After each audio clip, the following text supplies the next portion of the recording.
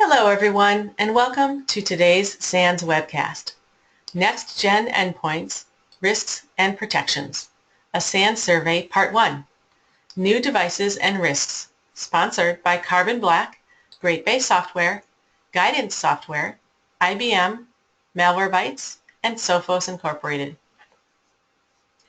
My name is Carol Auth of the SANS Institute, and I will be moderating today's webcast. Today's featured speakers are Ray Davidson, SANS Analyst, Nick Charpentier, a Solutions Engineer Pre-Sales Consultant with Great Bay Software, Anthony DeBello, Senior Director Security Strategist at Guidance Software, and Dana Torgerson, Senior Product Marketing Manager for Malwarebytes. If during the webcast you have any questions for our presenters, please enter them into the questions window located on the GoToWebinar interface.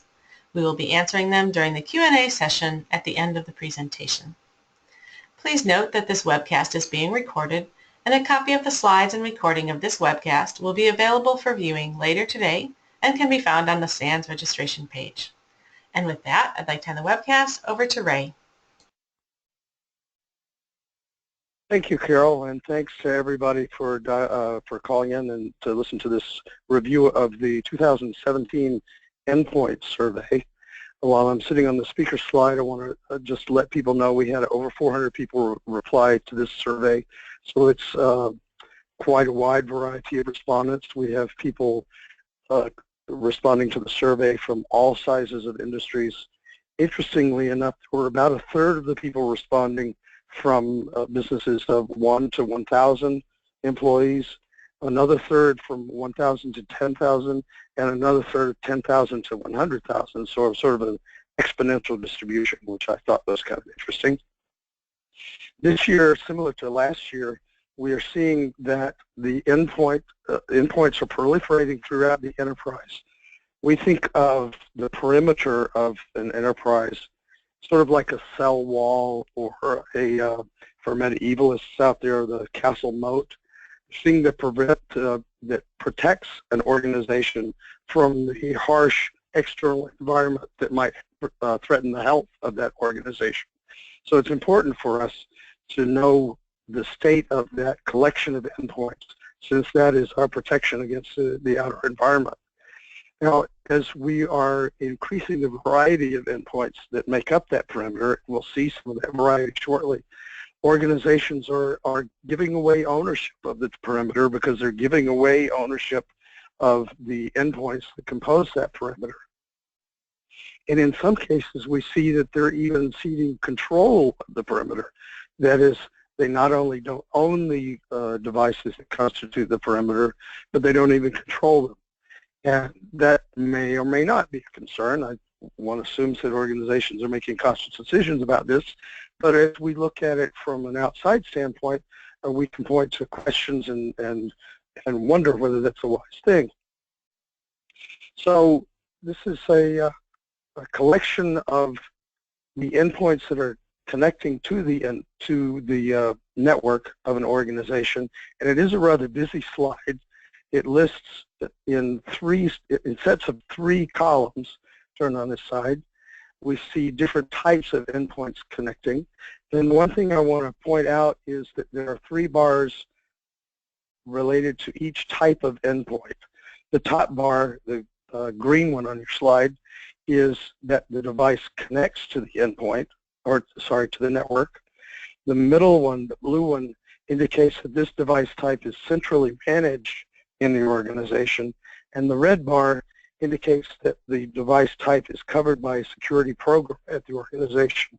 But we split these characteristics out because it's possible for a device to connect to the network and not be managed. As I mentioned before, you will see a few places where we see more devices that are centrally managed than are connecting to the endpoint. That's an artifact of the statistics, so it's not important. But one of the things that you will notice is if we have more devices that are connected than are either centrally managed, or more importantly, more devices connecting to the network than are covered by a security program, that could be a problem. So as we look down the sets of 3 bars, you can look for where the green, blue, and yellow, or green, blue, and red bars are different heights. and you can see some places where that occurs. So I split out, because this is a busy slide, split out a subset. And one thing I noticed is up at the top of the diagram, we have desktops and laptops. That's not too surprising with a lot of desktops and laptops as endpoints.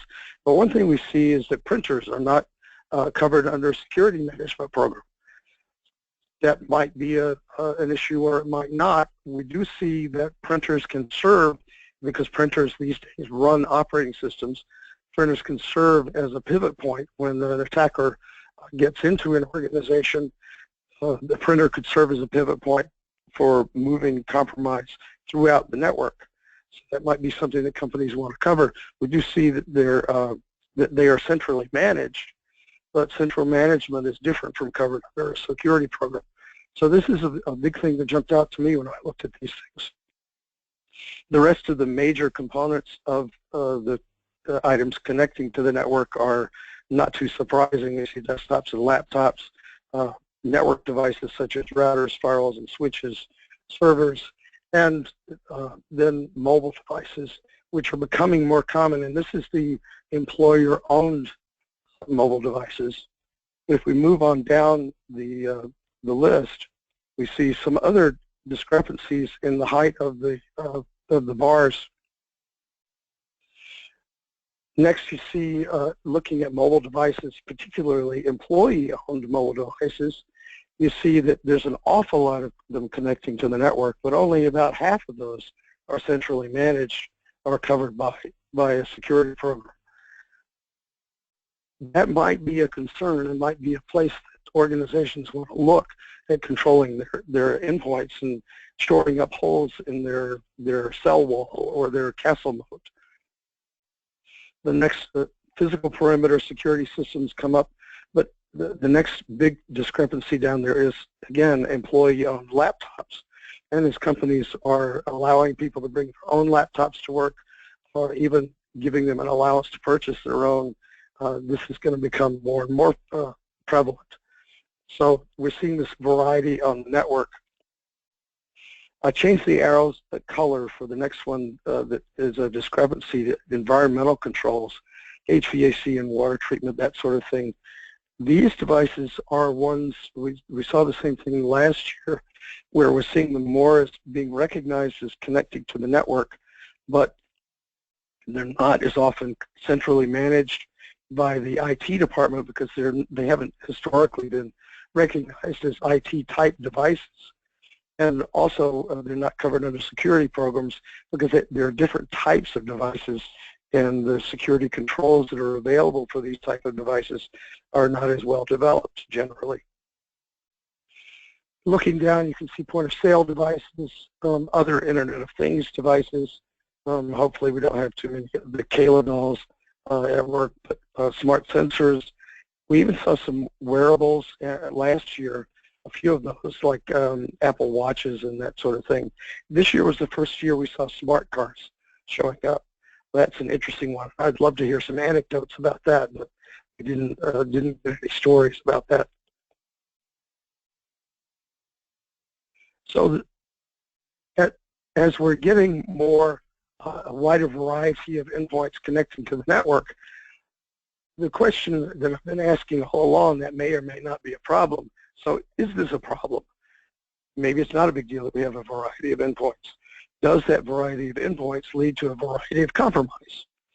Well, so we asked people, respondents, to tell us, if you had a compromise in the last year, or 2 years, excuse me, how were those endpoints compromised?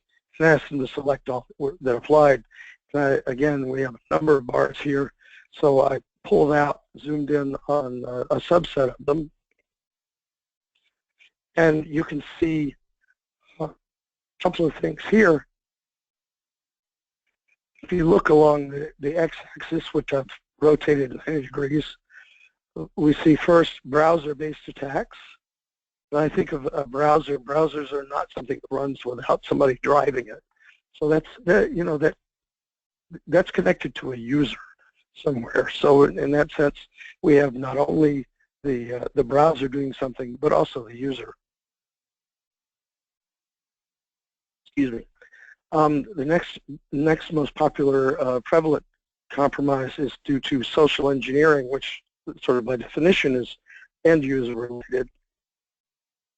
And I'm skipping the third one there just for convenience. We've got credential theft or compromise, which might or may not be directly related to a user, but one thing we do see as attackers get into a network is that they'll get a cache of credentials, and if users are reusing the same password across multiple devices, that can represent a vulnerability. So getting access to credentials is, again, a pivot point through the network. Jumping down to the fifth one, it's not until the fifth one that we see that we've got exploitation of a zero-day vulnerability. This is something that is completely new, something that nobody's ever seen before. And that number is down around the 25% level. So only a quarter of the compromises that we have seen in the past 2 years have been related to vulnerabilities that have not been seen in the world before. That's pretty troubling to me. If we know that vulnerabilities exist, and we know, looking back up at the previous slides, we know that devices are covered by security programs and they're centrally managed, it seems logical that they ought to be patched on a regular basis. Looking down again, the next one is infected or malicious USB, which gets back to the user-related vulnerability.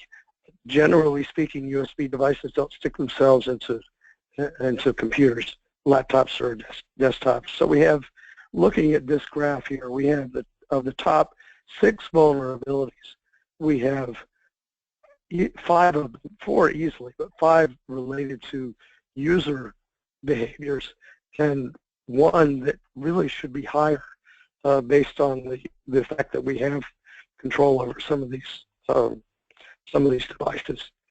And I want to rest my voice for a moment and also turn to our fellow speakers and ask a question. How can we best leverage the existing endpoint protection? The existing endpoint protection is generally targeted to technology, but as we see here, we're beginning to see users have a role in protecting the endpoint. So, and we do user awareness education. What else can we do to protect the organization and the network from the user? And I want to turn first to Anthony for guidance. Thanks, Ray. In terms of leveraging existing endpoint protection, but besides what I would say is the obvious, keeping AV up to date, keep making sure that firewall is turned on, we can look to other technologies which provide a similar benefit, like forensic type software. Folks that have, for example, our agent installed in their enterprise can leverage that for things like machine anomaly detection, which points back to the user as an example, looking for anomalous activity as it relates to what may be normal for that employee, that individual on the network. And that's just one way we can look to existing technology and existing vendors to help us solve some of these problems. Thanks, Anthony. Nick, do you want to add something to that? Yeah, thanks, Ray. So yeah, just like Anthony had said, I would say that it's especially important to start looking at monitoring the behavior of the actual endpoint and kind of developing that baseline, and then moving on to kind of figuring out, identifying that baseline of what the behavior of that device is, but then watching for anything that's out of the norm from that. And that's especially important too, because a lot of times we see, especially in the more IoT type environments, these endpoints they're not necessarily continuously tied to the same user. So they might jump back and forth, or there's different people using it. So that makes it especially important. That is a great point, that just tying a device to a particular user is not sufficient. I have to tie it to the user population in general. Dana, do you have something to add to that? Well, I would just like to point out, you could do some internal phishing tests. Obviously, you could update the employee handbook and the security awareness sections, and if you don't already have it in your organization, folks, you could add a dedicated segment in your new hire onboarding too. But in general, you know, the whole don't click on shit approach really has only sort of worked. We need to do a better job or implement better security technologies that work regardless of those users' errors and those users' actions. And I agree with the gentleman too. That it's a matter of getting those technologies to your point right here, grab, you know, these browser-based attacks, stop the social engineering of the end user, something that can, you know, help support that.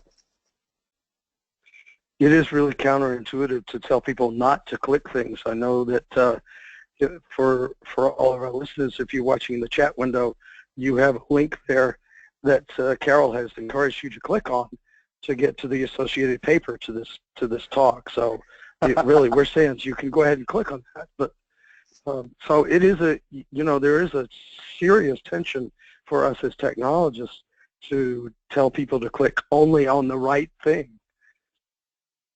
And so we have now compromises associated with two of the three aspects of the way a business runs. We always talk about people, process, and technology. So we have vulnerabilities associated with people. We have some vulnerabilities associated with process. That is the need to patch faster. Thanks, Carol, for sticking that for that link out there again to tempt them. So I want to, having covered people and process, those are sort of front end before a compromise happens or as it's happening.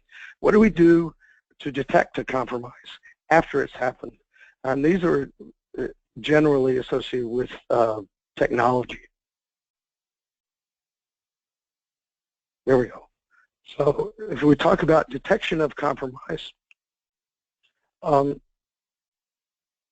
we asked responders, we asked in the previous slide how endpoints were compromised. Now we're asking how were the compromises detected. And we see the first four of these are push notifications. These are endpoint detection. These are technologies that give alerts, send them out so that people will notice. For the Security Operations Center, there'll be an alert that pops up on someone's screen. As we move past those first four, we see a variety of proactive pull methods being used. And hunting proactively is becoming more popular. We see that 24% of respondents say they detected compromises by actively looking for compromised devices. And if you follow security publications, you'll know that threat hunting is becoming more popular. I know that the threat intelligence course that SANS teaches is a very popular course these days. I think that through that myself. If we look at targets for compromise, the types of devices that have been compromised, the highest, the most common target is employer-owned desktops, just because that's the most common device in the environment. But as we see more employers allowing their employees to bring their own laptops to work, we're going to see probably more employee-owned laptops and devices being compromised. The number of respondents that say printers were compromised is low, which might be counterintuitive. You remember that we have fewer printers that are actually covered under a security program, but that may also reflect a lower awareness on the part of the responders. Still, we're going to say that it's intuitive that desktops and laptops are going to be the most frequently compromised, since that's where the users are. So I'm going to cut to some takeaways from part one of our survey here. What we're seeing, and this is survey one, to remind you that we have part two. I'll give you a link to that in a moment. But what we're seeing from this part of the survey is that we're getting a huge variety of devices connecting to the network. And that is increasing our vulnerability. We need to concentrate on users and as someone mentioned, the behavior of users. And as we see organizations looking to detect compromise, we see them looking not only at the behavior of the endpoint itself, but also behavior on the network. The network forensics in particular is becoming a more common way of detecting and characterizing a compromise. Second, use the processes you already have. This can be user awareness. Dana mentioned the employee handbook, making sure that's up to date. I think we can probably go beyond standard awareness training to raising an overall level of security culture, but that is a long-term effort and not something you can go to with respect to our vendor partners. It's not something you can go buy a tool to do. Though they may correct me when they get to their part of the presentation. One thing that's important to note is that when we have processes in place to automate those as much as possible, in particular, after you've experienced a compromise, it's very easy for a compromise to spread. We'll talk about that in tomorrow's webinar. But a compromise can spread much, much faster than it is possible to contain or determine the scope of the compromise. So if you can automate, once you determine that there's a compromise, to automate the reaction to that compromise, you'll avoid getting behind faster. So overall, perfect the blocking and tackling, to use a sports ball analogy, I hear they're popular. Perfect your standard techniques, and then go threat hunting after you get your basic techniques down.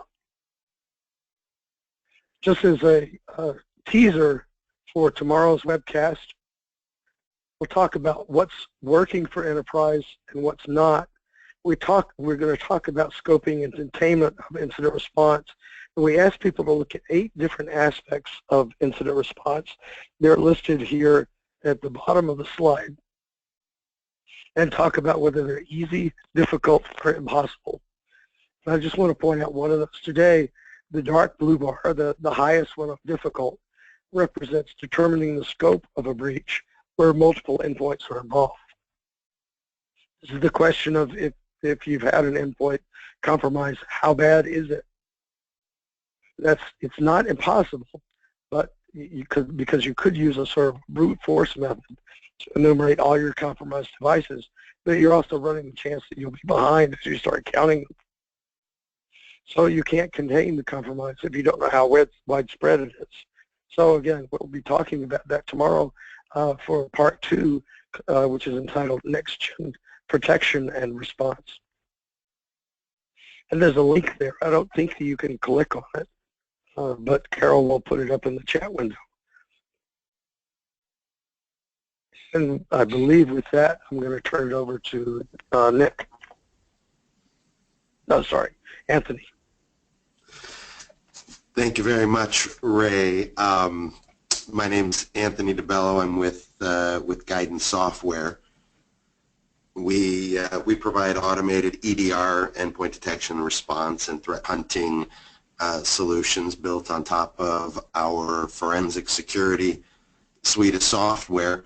And interestingly, going back to Ray's presentation, this year, SANS found that EDR detection is more effective across the audience poll than things like SIM alerts and logging alerts, things that have been in our toolkits for quite some time, where EDR has really just been implemented within the past 2-3 years and is seeing a high degree of effectiveness. And I think that really correlates to our view at Guidance Software that EDR is just as important as endpoint protection. Having eyes inside your estate on those endpoints, whether it be printers or POS machines, which, by the way, even have a low number of compromises according to the SANS survey.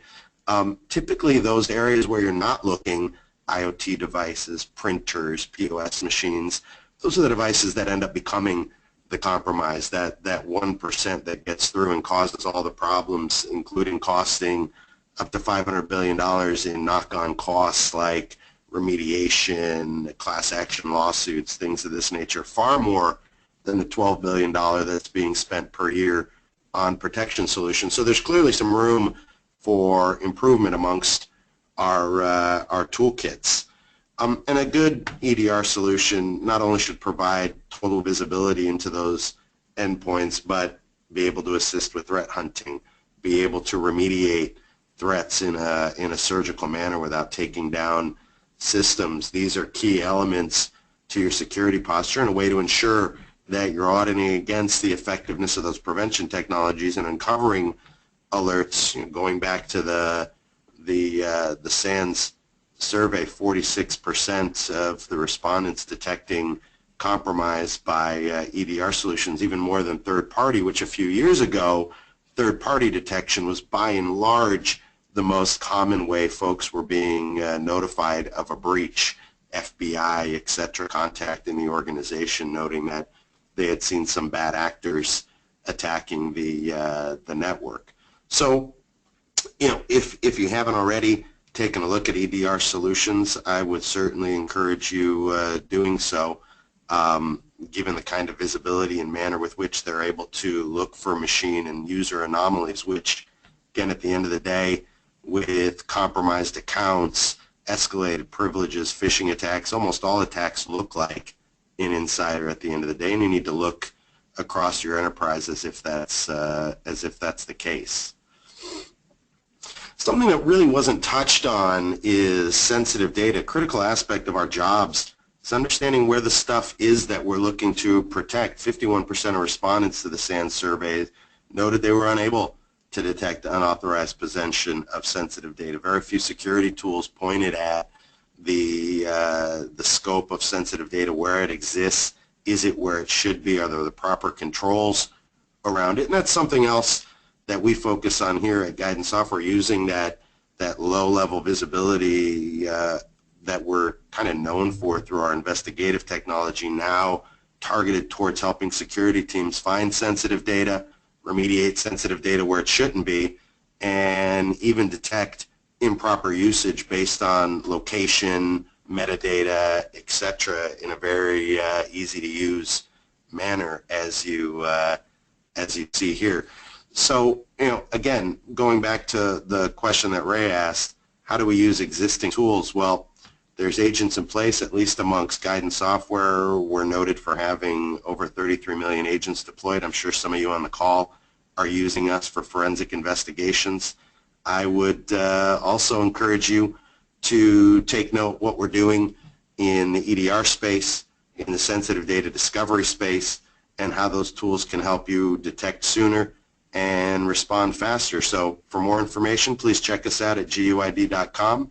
And thanks for your time, and thanks for joining us today. With that, I'll turn it over to Nick from Great Bay. Nick?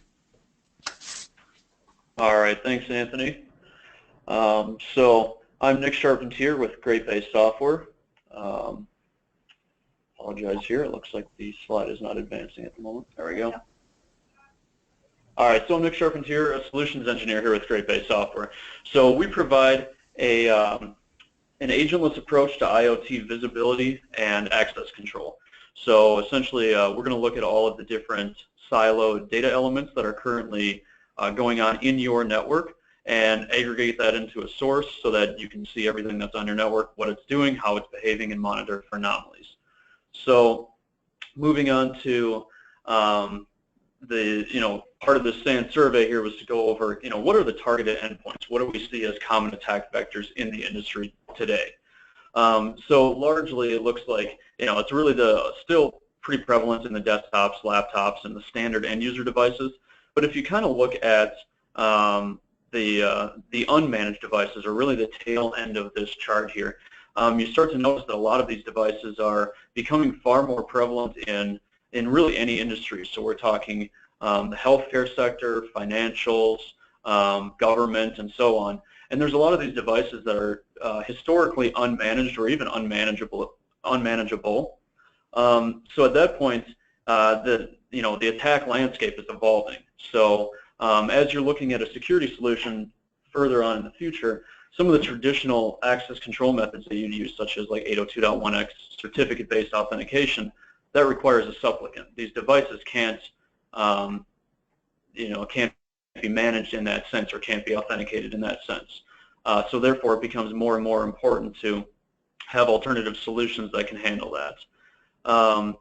So as you review devices such as, printers or SCADA or point of sale, you start to think about how these are becoming less and less of an intelligent manageable device. So you need to look to those alternative methods. So just to share a little bit about Great Bay software, what we're looking at is kind of our framework and methodology for the current and the future is we really look at the see all, know all, and enhance all. So as you're thinking about these security objectives in the future and how you go about managing this is kind of just how we're providing that aggregate source of data. So we're gathering all the information across your infrastructure about that endpoint and building kind of a profile. So if you think of yourself as a human being or as a person to the federal government, they'll pull up your social security number. They've got a profile of who you are, where you've lived, what you've done, what you've applied for, and so on. We're going to do the same thing for all of the endpoints on your network, whether or not they're capable of having some type of an agent installed. We're also looking at moving more into that user space. As you discuss endpoints that are bouncing back and forth across users, you've got restaurants or something like that that use tablets for taking orders and they're moving hands constantly. You can't really rely on a device that's continuously tied to a specific user. And then, furthermore, then you look at how you can integrate with your other existing security solutions, especially if there is something that's already got an agent on it. How can we tie that in to strengthen the overall security posture? And then start looking even further into application support, so bidirectional integrations and kind of just receiving info from other sources as well as feeding the information you've learned to the additional sources. So then that kind of moves on to, as we start to learn more information about what's on the network, how these devices act, and then if there's some type of an anomaly or some type of an event that occurs, what's the average response time? We've seen, and part of the SANS survey has shown that incident response time, ideally you want something to be mitigated immediately. Well, as you see in the charts here, it looks like there's a very large portion that are going to take an hour or two, even 4 hours, but there's still many incidences that'll take more than 24 hours. If you imagine some type of a breach that's, stealing IP or PCI information, cardholder information, a 24-hour breach could siphon a tremendous amount of data, which, for some industries that could bankrupt them. So having that type of security in place and not allowing these things to occur is absolutely critical. And in this incident response, you also need to be able to know, where these devices reside. You need to be able to pinpoint these devices very quickly if you need to, if just kicking them off the network isn't sufficient or isn't possible. You need to be able to find the physical location of those devices. So what you see here is just kind of a graphical depiction of what Great Bay software solution can provide, where we can actually, as we scan the network and locate all the devices, we can draw out a two-dimensional mapping of all those devices, where they are, and you can scroll over them to grab the information. So if you want any more information on our solution, please visit greatbaysoftware.com. And with that, I'll turn it over to Dana. Hey, thanks a lot, Nick. I appreciate it. So I'm Dana Torgerson, Senior Product Marketing Manager with Malwarebytes, and I love that this report shines a light on how the businesses that Ray was sampling in the survey literally was facing more breaches and more problems. It's, 53% this year over 44% year in just the 2 years. Oh, let me go ahead and advance the slide here. If I click, there we go. There you go, folks. Sorry about that.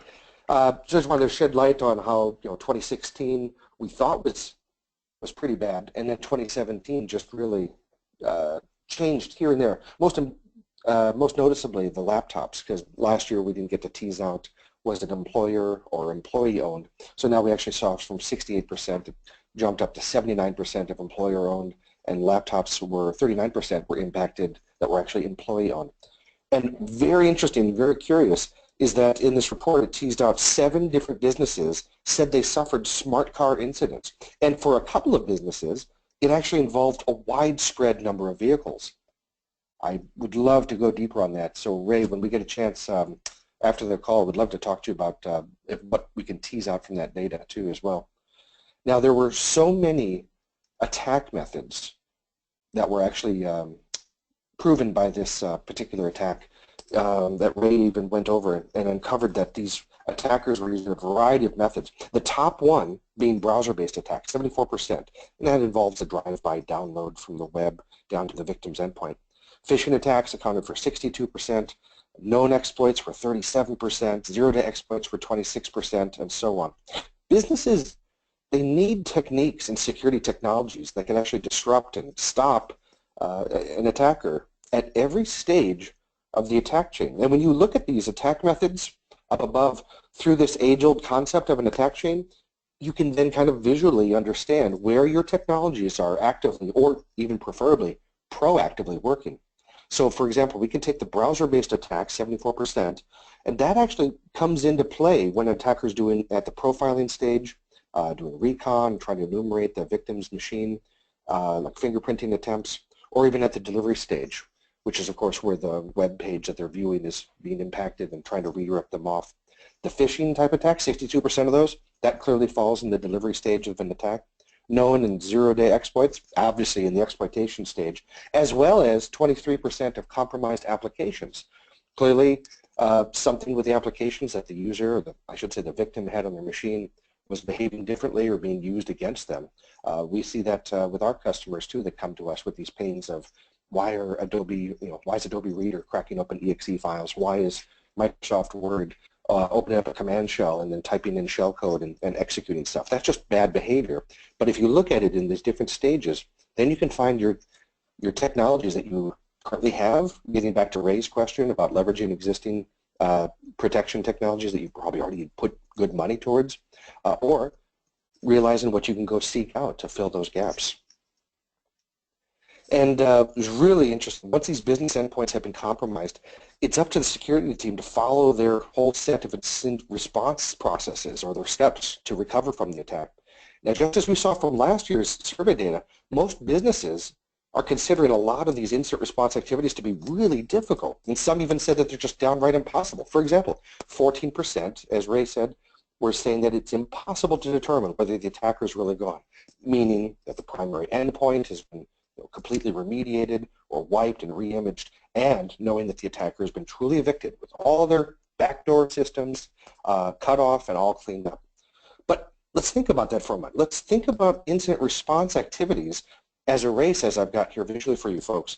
It's a race against the attacker at the top and all of the activities that they're going through, maintaining persistence, doing recon for enterprise resources, moving laterally, compromising credentials, setting up command and control, exfiltrating data, and so forth.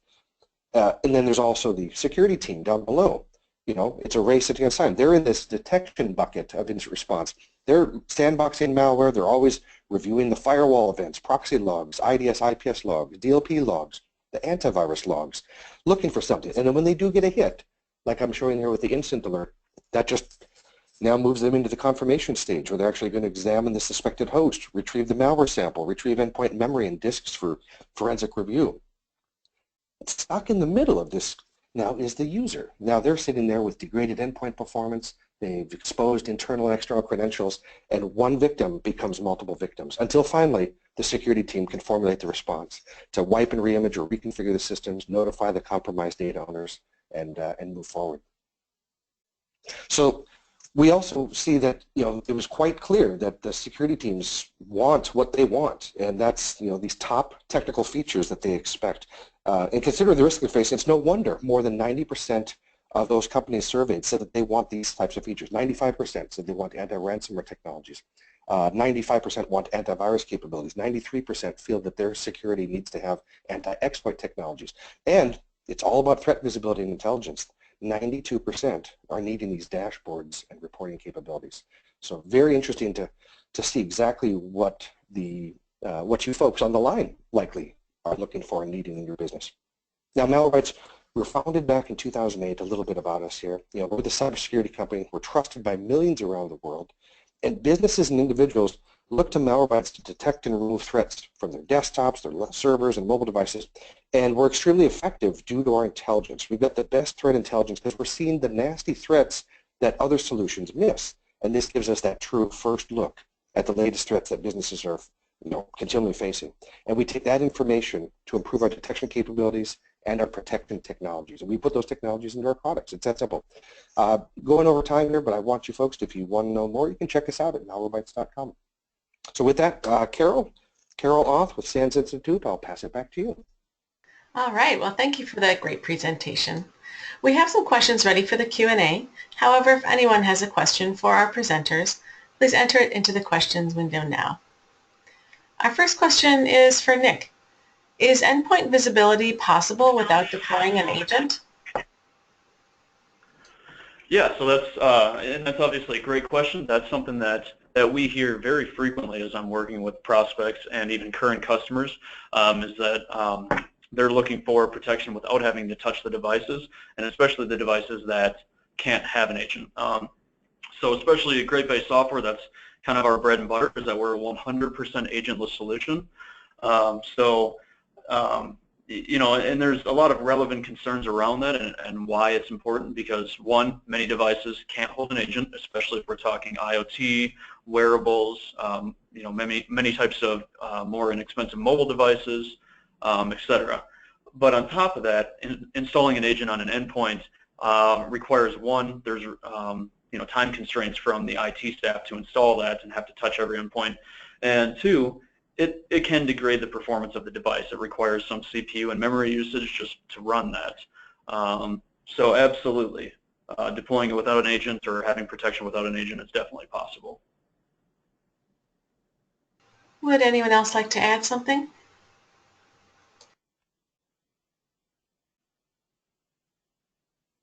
All right, I'll go on to the, oh, did someone want to speak? So I just wanted to follow up on that. We talk about agents, and I'll throw this out to any of our partners, presentation partners. One of the things I hear with organizations is, oh my God, not another agent, and which indicates that people have too many out there.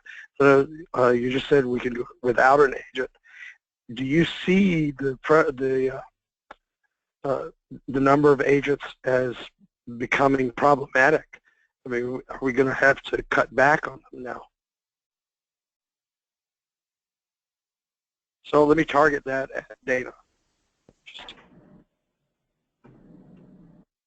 I was on mute there. Sorry about that. Yeah, that's a tough question, because you've got, you know, all these proprietary OS-based devices out there, and that's exactly the question. Yeah. And it's a good point. You know, Malwarebytes software currently would not run on like a CCTV camera that was attacked by the Mirai-based botnet, Mirai malware-based botnet. So what you need to be looking at is, you know, we as a security community, I think, can be working with the device developers and the manufacturers and let them understand how they can build security features that the admins can actually implement at businesses. We could take a page out of Forrester Research's recent report on how you can apply zero trust and microsegment off your IoT devices to at least mitigate the collateral damage if maybe a device were to be impacted.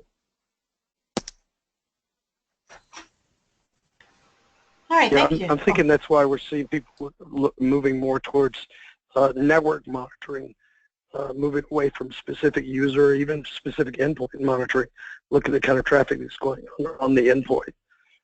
Exactly. Carol, I'll turn it back to you. All right, thanks. Can endpoint protections protect the file shares on a server?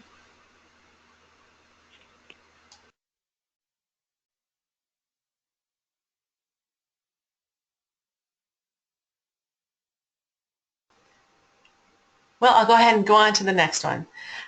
Could you please talk about relevant CASB controls, since we have cloud vendors too?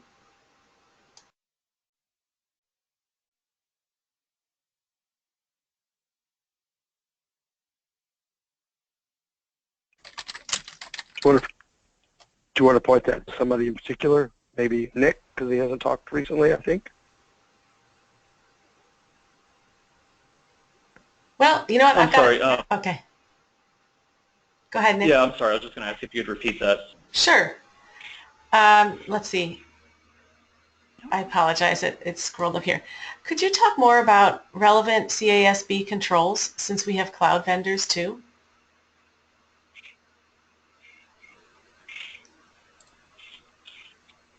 So yeah, Carol, so I guess I don't know if that would be the most, or if I would be the best one to answer that. We don't, especially since here at Great Bay, we don't really work with anything in the cloud. Okay, I'll move on to the next one. Is endpoint visibility possible without deploying an agent? And that Nick, sounds like it would be for you. Yep. So we were kind of just talking about that, how, here at Great Bay, that's precisely what we do, is we gather all of the siloed communication protocols throughout your network and gather all of the information about the endpoints by pulling it in from different sources into one aggregate view. So you've got that central pane of glass, and you can see everything about that device in kind of like a profile format.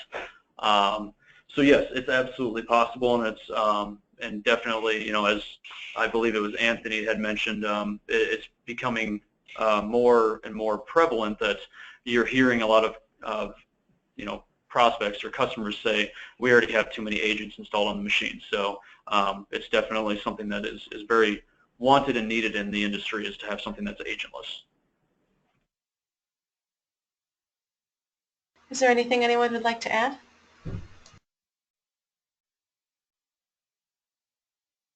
Sure. This is Anthony, just speaking back to the agent question. We're seeing amongst our customers a lot of agent and endpoint consolidation projects, and certainly the more functionality, the more capability, and the smaller an agent may be, the more likely that it fits within kind of the universe of endpoint controls. Fortunately, here at Guidance, we leverage a very small agent that supports a number of different applications, and that's really the direction we're seeing folks go, in addition to looking for anywhere that they can address without an agent. All right, thanks. This next one's for Anthony.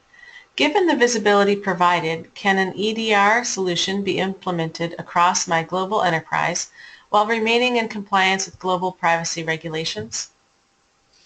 That's a great question, and that's one that I'm hearing again more and more as we work with multinational companies that are purview to things like European privacy law, where data can't cross borders regardless of the need or urgency. There's still laws that need to be followed. In this case, we help our customers segment our architecture to ensure that any scans are done locally, data stored locally, controls need to be in place so foreign operators can't necessarily view the content of information. And these are pretty nuanced controls, and something that I think we all need to be thinking about. What kind of information is my security technology passing, and to where is it passing it? And ultimately, is that in compliance with things like the European General Data Protection Rule, which is coming into force next year? Would anyone like to add something?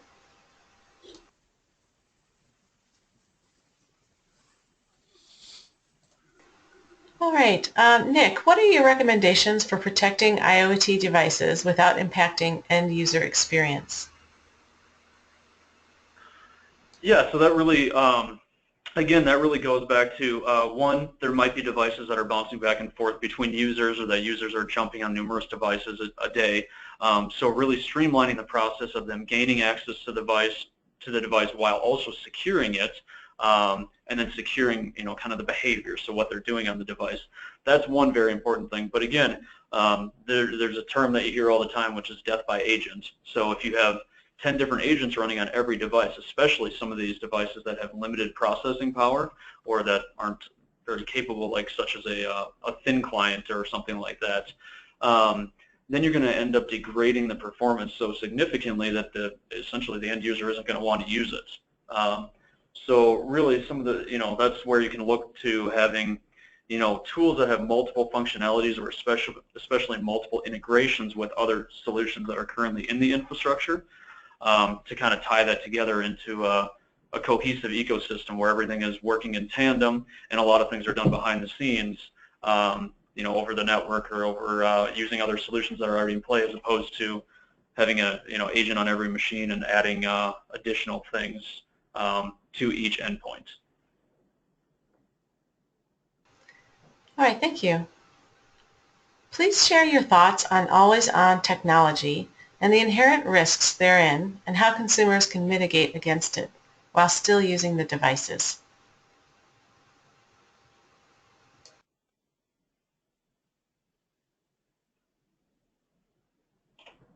Was that for consumers, did I hear, or for businesses?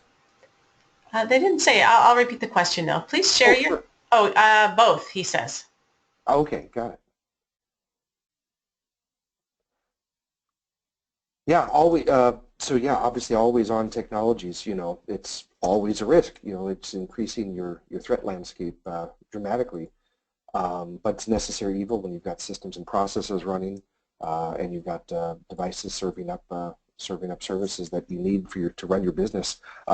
And I caught that comment about consumer, so I'm sure it also has to do with in the home too. A lot of smart home technologies that are always running and always leaving you, at risk for being snooped on or being compromised.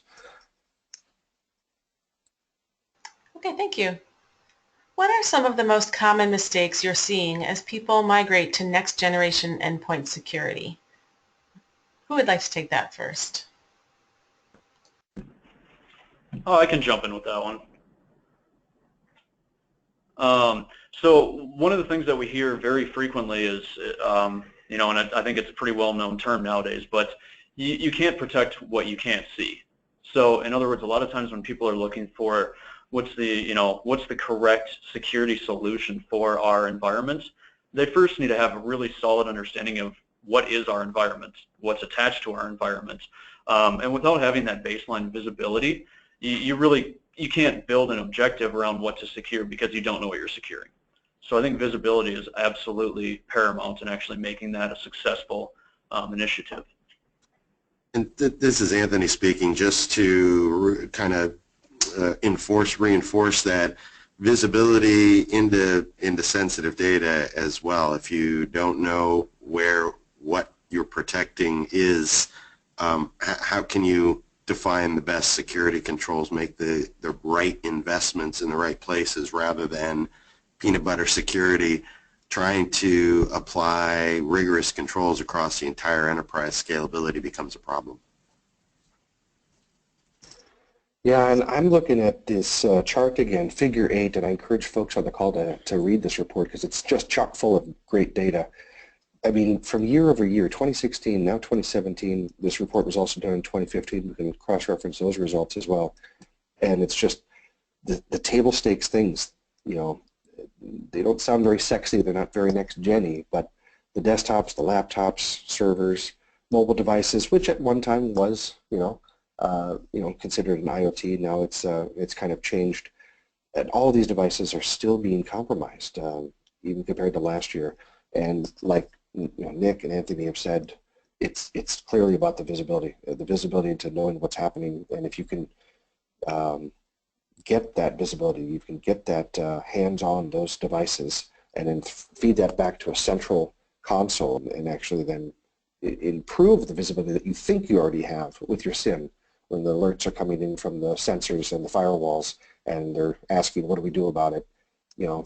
Usually that's where the gap is. Then the EDR is firing off, saying what to do. You send the troops in to go and start cleaning up and investigating and scanning, but it's still these table stakes endpoints that are being affected. So that's really where you got to just focus your effort, I think. Keep focusing the effort until we see next year or the year after that these numbers drop from 79 and 80% and get it down to 40s or 50s. Thanks, Dana. It looks like Ray, you want to step in with a question?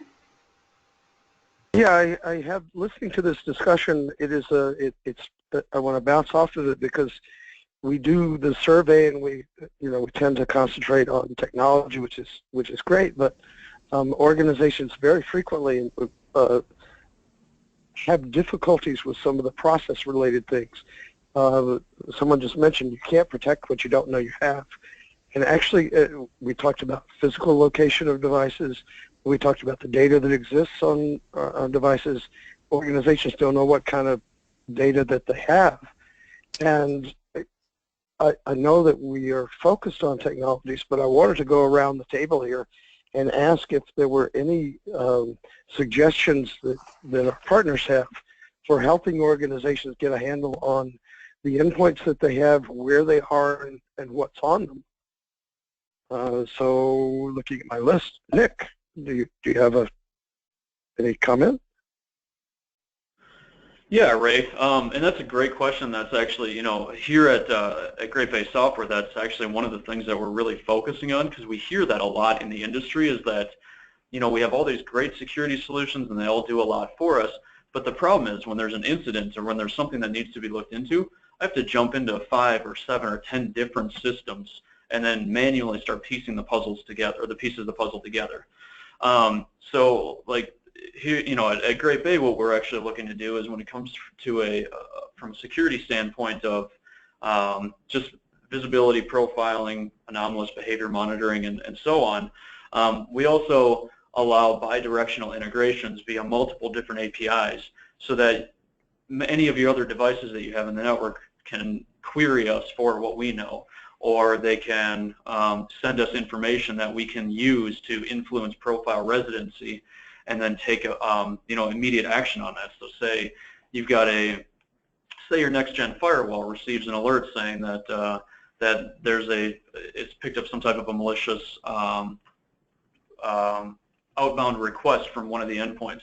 Well, it may not do much other than just try to block that request, but that might mean that there's a malware or some other type of like a Trojan virus or something on that endpoint. Well, then they could also send an alert over to our solution that we could ingest that and immediately move that device to a segregated or isolated VLAN. So really, it's kind of tying all of those pieces of the puzzle together.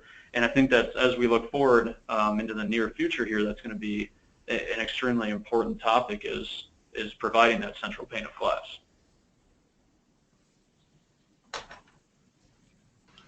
Dana, did you have anything to add to that?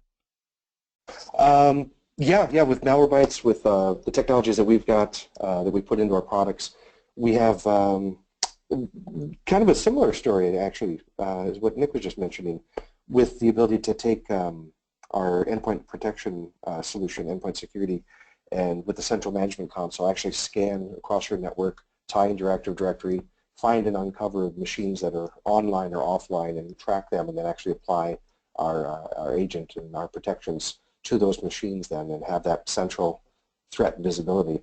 But we keep being used by so many companies that want to just get a second opinion or find out what their existing security layers or technologies have missed, and so then in goes our product like breach remediation, or even our consumer product some businesses use illegally, but they apply that across all the different endpoints, and then they actually start to uncover a couple threats. Or to the point he just made too, you take in and ingest a threat you saw coming in from your FireEye sensor, your Palo Alto Network firewall, or last line third-party threat feed, take that, the hash of that indicator of compromise, put it into our open threat database and our breach remediation, and then you'll go actively seek out, hunt for that threat wherever it else might be, because you just never know how far that attacker could have penetrated into the network, how far they've propagated or laterally spread.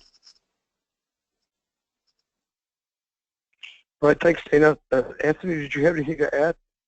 No, just I'd encourage everybody on the call to talk to your vendors, get an understanding of how they can work with some of the other vendors you have in place, and start to tie systems together, start to automate processes, back to your point, Ray, in terms of trying to get some of that heavy lifting out of the way, doing scans on alerts, validation, remediation, etc. That's certainly where we're seeing a lot of interest as well. And even looking back a couple weeks at the RSA conference, interconnectivity was a big theme across some of the vendors in attendance. All right, well, with that, we are out of time.